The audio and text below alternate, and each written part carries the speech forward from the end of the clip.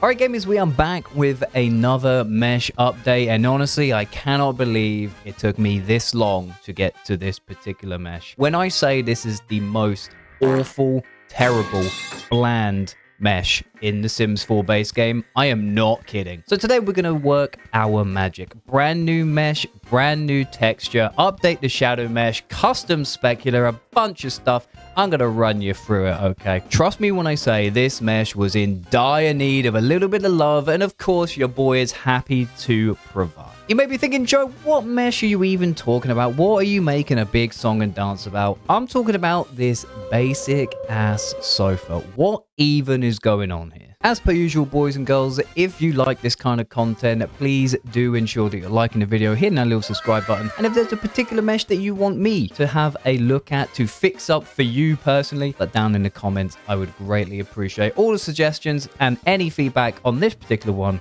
is welcome as well. Without further ado, let's get in to the build. Okay, here we are, boys and girls, the basic sofa. It needs some love, and obviously it is my time to shine here. We're going to step in and make something fresh, something new, something up to date. Now, like any good Sims 4 CC project, you're starting in Sims 4 Studio and you're picking the mesh that you want to base everything off. I've actually decided to slow down the time lapse a bit here so you can kind of see a little bit better what we've got going on. Now, the way I like to approach making furniture for Sims 4 is I like to make a block out first base off my my reference piece. So we've got the basic sofa in the middle of the scene here, and I'm just adding a bunch of cubes to get a sense of scale. Where do the pillows go? Where are the armrests? Where does the little butt go from the Sims? What about the backrest? So now we have all these basic cubes which very roughly make up the shape of a sofa, but clearly this is not where we want to be. I also apply a mirror modifier here to ensure that the left and right side are identical, because obviously we want a symmetrical sofa. I want to add some softness to this now, so I'm selecting every single cube and adding some bevels, so that kind of rounds off all of these edges. I know people don't like it when I model in shade smooth mode, but that's how I do it for my real job, and I feel comfy, alright? Allow a man to do things what he wants to do, you know what I mean? It ain't hurting you, it's all good. Right, basic back pillow, there we go. We've already got the butt pillow right there, which we were making, which again are just cubes with some extra edge loops and beveling. All right, I wanted to do something extra with these side pieces, and I thought, well, the Sim sort of implies this rounded edge, but you know what? Mother trucker, I'm gonna make that super curvy just on the front there. I think it looks really interesting. I imagine this whole sofa to be like fabric, obviously, no exposed wood, but quite a strong frame underneath, so relatively boxy but not overly boxy still. Next, obviously, we need some feet here. So I took the feet from the original and I thought, we can do a little bit better. Again, leaning into that more rounded silhouette, this more rounded kind of ideology here, I made the feet rounder as well. All right, this is not on the original. I took some creative liberty here. I'm adding some little accent pillows because why not? Why not add a couple of pillows in there to see how you get on? Now, I was initially playing around with just like this cube, but I thought, you know what? This needs a little extra. Bang. Add a little rib to it or whatever you call that. I don't know what the technical name is for that. Let me know if you know what that's called. And we're actually going to do a two-piece of these. I need the scale to be right. We rotate it. You know, I could use some physics to drop it on there nicely. But once we're happy with one, duplicate it over. We don't want them symmetrical though, because that looks a little bit unnatural. We want it to feel lived on a little bit. I'm playing around with the front here. Did I want to change that? Looking at the reference, nah, you know what? We're going to keep that nice and flat. All right, so now I'm happy with the model. It's time to do some UVs. Now, very briefly, what is UVing? UVing is the process of adding seams to your 3D mesh. And these seams, you need to imagine you're like cutting the mesh open because we want to lay it flat, which is what the left side of that screen is there. That is my UV tile. Now, why do we need it in 2D? Why do we need it all laying flat? Well, that is because when it's flat, we can texture it, we can paint on it, we can do some really nice stuff, and I'm going to show you that in a little while here. Now, it's very important to ensure that your seams are in adequate places or good places. Seams will show on your mesh if you're not careful. So for example, if you use a paintbrush and you paint over a seam, you'll be able to see where one part starts and another part finishes. Anyway, with the UVs now fully unwrapped and ready to go, let's export the mesh, throw it into Substance Painter and start coloring in, shall we? So with our mesh exported and thrown into Substance Painter, we're going to bake this first, which generates a bunch of information like positional data, height data, all that kind of stuff. And we can use that data to paint our mesh in particular ways. Now, this is actually a fairly simple one here, so we're going to keep things relatively basic. I'm letting you know now, do not judge me on this cream color. We change it a little bit later. Just wait literally like 90 seconds, I'll show you. Now, what I have observed from making more of these meshes is the Sims really likes its normal, so it likes its texture. Now, Joe, what is a normal? A normal is a way to fake detail, to fake light without adding geometry, because adding geometry is expensive and will make your PC run like poo-poo if there's too much of it. So the Sims uses normals to pretend that there's light, to pretend that there's texture. It's like when you look at a brick wall in a video game and you look at it head on and you think, oh yeah, the bricks are really like sticking out at me.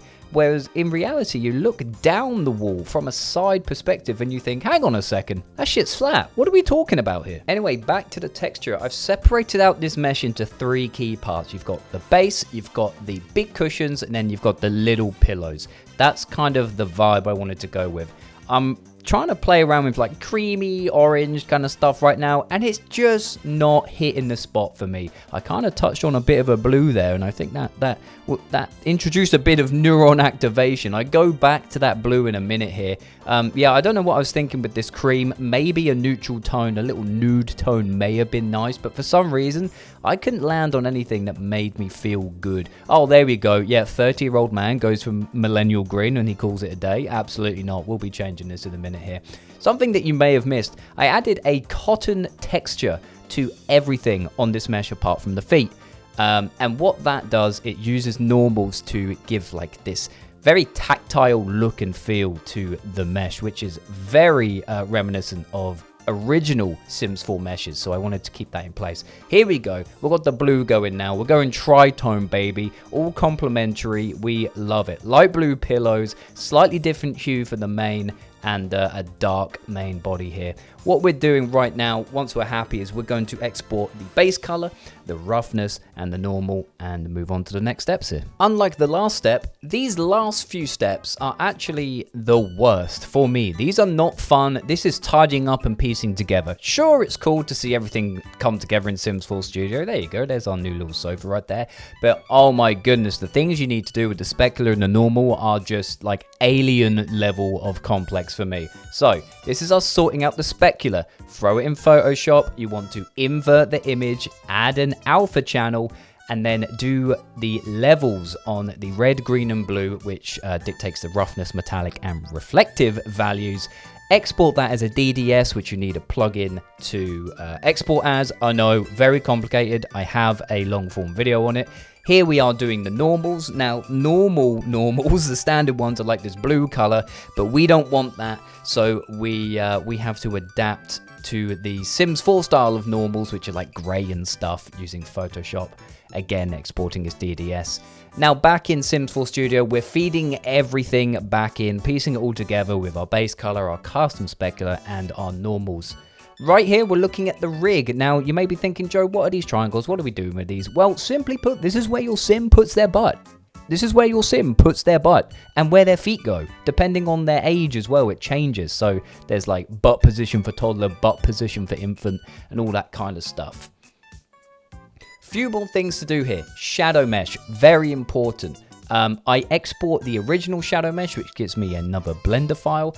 I copy my my new mesh into the shadow mesh file, so that's why it's all white like there for some reason, and I import over the top. You want the shadow mesh to be bang on, because if it is not bang on, you're going to have this weird black line around your mesh, which kind of leaves remnants of the original one, which is precisely not what we want.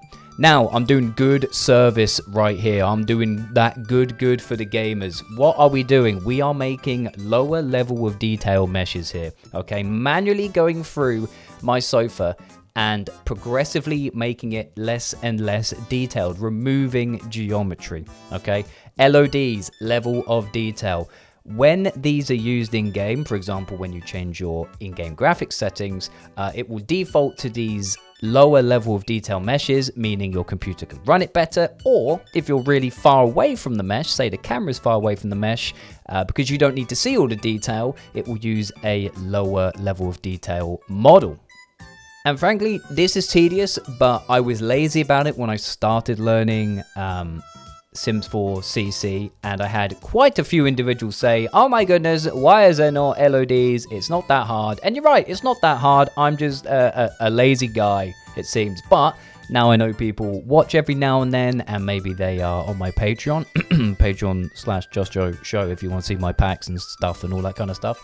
Now people are here, I want to make sure I'm giving the best product that I can, because really it doesn't take that long. This mesh from start to finish took 40 minutes to do everything, including textures, exporting, setup, and all that kind of stuff. So it really doesn't take long. And if my bonehead can do it, my thick-browed individual can do it in that amount of time, I'm sure you can too. And there are plenty of resources on the channel if you would like to learn how to do so. With everything pretty much finalized here, we're updating the catalog entry, sorting out the swatch, putting the package file in our mods folder, and booting up the game, and let's see how she looks.